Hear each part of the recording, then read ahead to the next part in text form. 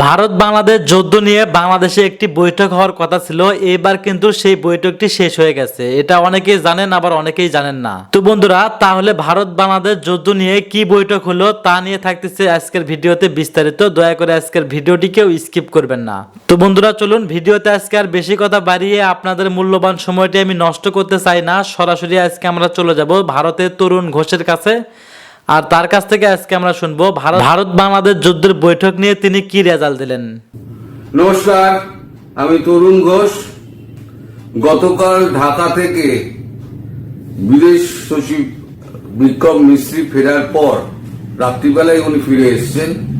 ফেরার পর উনি বিদেশ সচিব, বিদেশমন্ত্রী আমাদের ডক্টর জয়শঙ্কর এবং প্রধানমন্ত্রী নরেন্দ্র মোদীর সঙ্গে দেখা করে তার বিস্তারিত কথাবার্তার ব্যাপারটা উনি জানিয়েছেন, যে ঢাকার সঙ্গে কি কথা হলো। উনি তো তিনজনের সঙ্গে কথা বলেছিলেন, পররাষ্ট্র সচিব, পররাষ্ট্র উপদেষ্টা এবং আমাদের সরকার প্রধান যিনি এখন আছেন, তিনি হচ্ছেন ডক্টর মোহাম্মদ ইউনূস।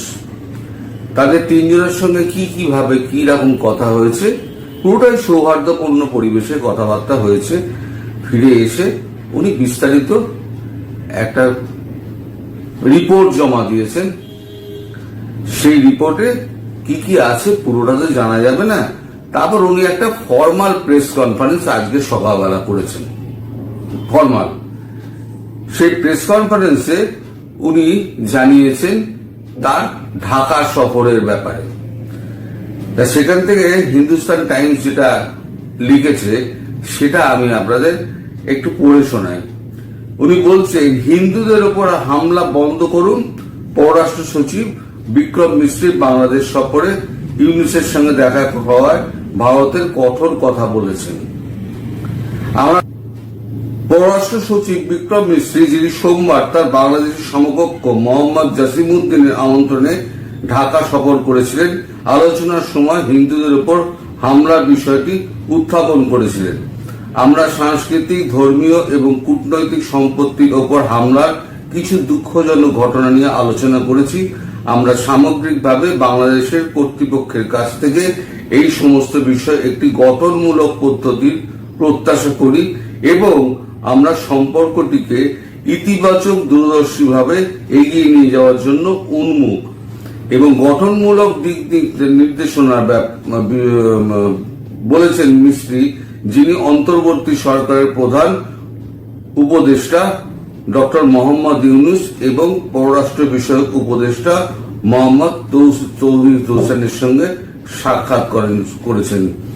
যখন সাক্ষাৎ করেছেন তখন এই বিষয়টা নিয়ে কথাবার্তা বলেছেন, এই হিন্দু নির্যাতনের বিষয়টা নিয়ে। ভারতও অন্তর্বর্তী সরকারের সঙ্গে ঘনিষ্ঠভাবে কাজ করার ইচ্ছা প্রকাশ করেছে। মিস্ত্রি একটি গণতান্ত্রিক, স্থিতিশীল, শান্তিপূর্ণ, প্রগতিশীল এবং অন্তর্ভুক্তিমূলক বাংলাদেশের প্রতি ভারতের সমর্থন তুলে ধরেন। পারস্পরিক শ্রদ্ধা এবং একে অপরের উদ্বেগ এবং স্বার্থের প্রতি পারস্পরিক সংবেদনশীলতা ভিত্তিতে বাংলাদেশের সাথে একটি ইতিবাচক এবং গঠনমূলক সম্পর্ক গড়ে তুলতে ভারতের ইচ্ছুকতার কথা তিনি পুনর্ব্যক্ত করেন। পররাষ্ট্র দপ্তরের আলোচনা চলাকালীন মিস্ত্রি ভারত এবং বাংলাদেশের বিভিন্ন দ্বিপাক্ষিক বিষয় নিয়ে আলোচনা করেন। আজকের আলোচনা আমাদের উভয়কে সম্পর্কে স্টক দেওয়ার সুযোগ দিয়েছে এবং আমি আমার সমস্ত কথোপকথনের সাথে একটি খোলামেলা, অকপট এবং গঠনমূলক মত বিনিময় করার সুযোগের প্রশংসা করি, বলেছেন মিস্ত্রি। এদিকে ঢাকা থেকে খবর পাওয়া অনুযায়ী বাংলাদেশের পররাষ্ট্র সচিব বলেছেন, পররাষ্ট্র দপ্তরের, এটা বাংলাদেশের পররাষ্ট্র সচিব বলেছেন, পররাষ্ট্র দপ্তর আলোচনার সময় তিনি বাংলাদেশের আভ্যন্তরীণ বিষয়ে হস্তক্ষেপ না করার জন্য ভারতের প্রতি আহ্বান জানিয়েছেন। বৈঠকের পর ঢাকা স্থানীয় সংবাদ মাধ্যমে বাংলাদেশের পররাষ্ট্র সচিব বলেন, আমি বলেছি বাংলাদেশের সব ধর্মের মানুষের অবাধে তাদের ধর্ম পালন করে। এটা আমাদের আভ্যন্তরীণ বিষয়। আমাদের আভ্যন্তরীণ বিষয়ে অন্য কোনো দেশ মন্তব্য করবে এটা আশা করা যায় না। তিনি এটা বলেছেন বটে, ভারত শুনেছে, ভারত শুনে তার কতগুলো উদ্বেগের কথা জানিয়েছেন, যেগুলো এই রিপোর্টের মধ্যে, তো কেন কূটনৈতিক ভাষ্য, যেটা একদম কূটনৈতিক স্তরে যে ভাষ্যটা বলা হয় সেই ভাষ্যটা, কিন্তু 1-to-1 মিটিং এ যেগুলো হয় সেগুলো কিন্তু কখনোই প্রেস কনফারেন্সে, কূটনৈতিক স্তরের আলোচনা প্রেস কনফারেন্সে বলা হয় না। এগুলো হচ্ছে একেবারে সরকারের আভ্যন্তরীণ ব্যাপার, সেগুলো না ভারতবর্ষ প্রকাশ্যে আনে, না অন্যান্য দেশ প্রকাশ্যে আনে। হ্যাঁ, এবার আপনারা বলতে পারেন যে এই খবরগুলো আমরা পাচ্ছি কি করে? এই খবরগুলো বিভিন্ন সোর্স থেকে আমাদের কাছে জেনারেট করে আমাদের কাছে পাস আউট হয়। যেমন ধরুন, সব ফরেন মিনিস্ট্রিতে সমস্ত ডেস্ক, আলাদা আলাদা ডেস্ক থাকে। ধরুন, কোনোটা বাংলাদেশ ডেস্ক আছে, কোনোটা নেপাল আছে ডেস্ক আছে, কোনোটা মায়ানমার ডেস্ক আছে, বিভিন্ন ডেস্ক আছে। এই ডেস্কের বিভিন্ন লোকের সঙ্গে আমাদের যারা কূটনীতিক থাকে তাদের সঙ্গে আমাদের পূর্ব থেকে আলাপ থাকে, যাদের আলাপ থাকে শুধু আমাদের নয়, আমাদের অনেকে বিদেশের যারা আছে তাদেরও আলাপ থাকে। তাদের কাছ থেকে কিছু কিছু খবর আমরা পেয়ে থাকি। এই সমস্ত সোর্স থেকে যে খবরটা পাওয়া গেছে, ভারত তার উদ্বেগের কতগুলো ব্যাপার জানিয়েছে। সেটা হচ্ছে বাংলাদেশে আইন শৃঙ্খলার অবনতি। যে আইন শৃঙ্খলার অবনতি হয়েছে তাতে সাধারণ মানুষের যান মালের একটা ভয় দেখা দিয়েছে, একটা অস্থিরতার পরিবেশ। দ্বিতীয় হচ্ছে, বাংলাদেশের মাটিতে যে জেহাদি কার্যক্রমগুলো চলছে এবং বাংলাদেশ থেকে যে সমস্ত হুঙ্কারগুলো ভারতের দিকে দেওয়া হচ্ছে, সেটা কিন্তু ভারত ভালোভাবে মেনে নেয়নি। এবং এইভাবে ধরনের কাজ চলতে থাকলে ভারত বাংলাদেশ সম্পর্ক কখনো স্বাভাবিক হবে না বলে এটা পরিষ্কার উনি জানিয়ে দিয়েছেন। 3 নম্বর, হিন্দুদের প্রতি অত্যাচার। আপনারা যতই অফিসিয়ালি বলুন, হিন্দুদের প্রতি অত্যাচার হচ্ছে না, কিন্তু আমরা বিভিন্ন খবর সোর্স মারফত জানতে পারছি এবং বিভিন্ন ভিডিও ভারতবর্ষের কাছে আছে, যেগুলো দেখলে আপনারা অস্বীকার করতে পারবেন না। পরিবর্তে উনি যেটা মোহাম্মদ জসিমউদ্দিন যেটা উনি বলেছেন, তিনি বলেছেন যে আমাদের প্রাক্তন প্রধানমন্ত্রী শেখ হাসিনা তিনি ভারতে বসে যে রাজনৈতিক মন্তব্যগুলি করছেন, সেগুলো বর্তমান সরকার ভালোভাবে মেনে নিচ্ছে না। আপনাদের কাছে অনুরোধ, আপনারা হাসিনার কাছে এই বার্তাটা পৌঁছে দেবেন। কখনো কিন্তু বলা হয়নি যে ভারত বন্ধ করুক, তাহলে সেটা একেবারে খুব দুঃসাহস হয়ে যেত। কখনো ভারতের ওপর বলেনি। উনি যেটা বলেছেন সেটা হচ্ছে ভারতের কাছে বার্তাটা দিয়ে দিয়েছেন, সেই বার্তাটা যেন হাসিনার কাছে পৌঁছে দেওয়া হয়। এইটা হচ্ছে কথাবার্তা।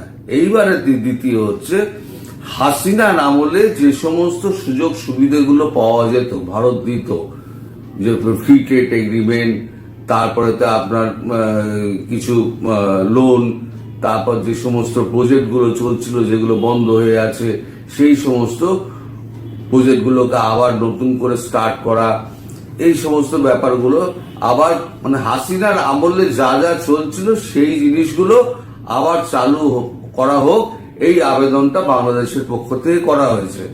কিন্তু আমাদের যিনি বিদেশমন্ত্রী বিদেশ সচিব বিক্রম সিংঘি, তিনি পরিষ্কার বলেছেন যে আপনারা এই 3টে জিনিস আপনারা ঠিক করুন। 1 হচ্ছে আপনার আইন শৃঙ্খলা, 2 হচ্ছে জেহাদি কার্যক্রম, এবং 3 হচ্ছে হিন্দুদের উপরে অত্যাচার বন্ধ। এই 3টে যদি আপনারা ভারতকে নিশ্চিন্ত করতে পারেন, ভারত আপনাদের সময় দিচ্ছে, আপনারা এইটা 3টে নিশ্চিত করুন।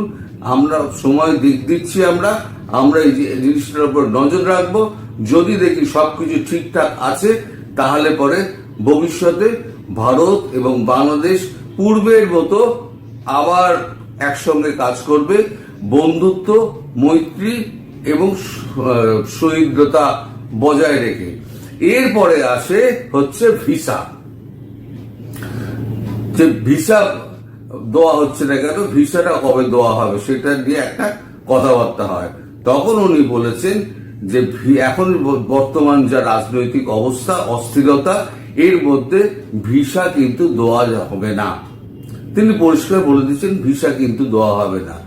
হ্যাঁ, এখন ভিসা আপনারা পাচ্ছেন কিছু ক্রিটিক্যাল কন্ডিশনে যে সমস্ত রোগী আছেন, যাদের চিকিৎসার প্রয়োজন, তাদেরকে ভিসা কিন্তু আমরা ইস্যু করছি, এবং পরীক্ষা নিরীক্ষার পর এবং হসপিটাল থেকে কনফার্মেশন পাওয়ার পর যে কাগজপত্র নিয়ে জমা দিচ্ছেন সেই সমস্ত সংশ্লিষ্ট হসপিটালে আমরা খবর নিচ্ছি। খবর নিয়ে তারা যদি কনফার্ম করে যে হ্যাঁ এই পেশেন্টের এই অপারেশন বাকি আছে বা এই কেমো বাকি আছে, তখন আমরা তাকে জরুরি ভিত্তিতে কিন্তু ভিসা দিয়ে দিচ্ছি। এবং অরিজিনাল যারা ভিসা প্রার্থী চিকিৎসার জন্য, তারা কিন্তু ভিসা পাচ্ছেন, তারা ভিসা পাচ্ছেন না এই কথা কিন্তু কেউ বলতে পারবে না।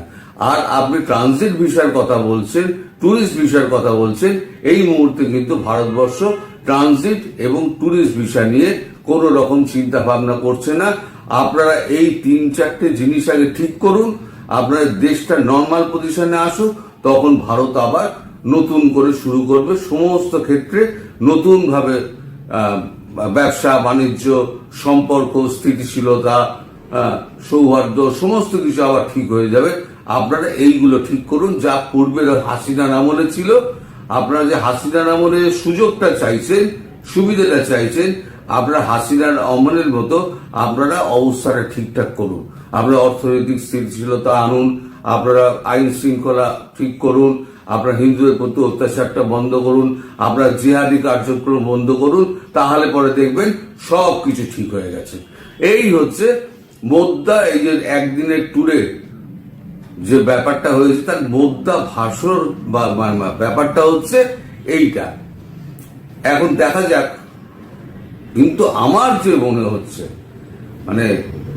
উনি চলে আসার পর যেভাবে আবার হিজবুত যেভাবে মিছিল টিছিল বার করেছে, একটা ওই কতগুলো ওই ঘোড়া নামক খচ্চরের পিঠে চেপে, হ্যাঁ, বা এখন জিহাদি যারা আছে তারা হিন্দুস্তান জয় করার জন্য তারা যে সমস্ত মিছিল ফিছিল করছে, আমার ব্যক্তিগতভাবে মনে হয় এত তাড়াতাড়ি এই অবস্থার পরিবর্তন হবে না।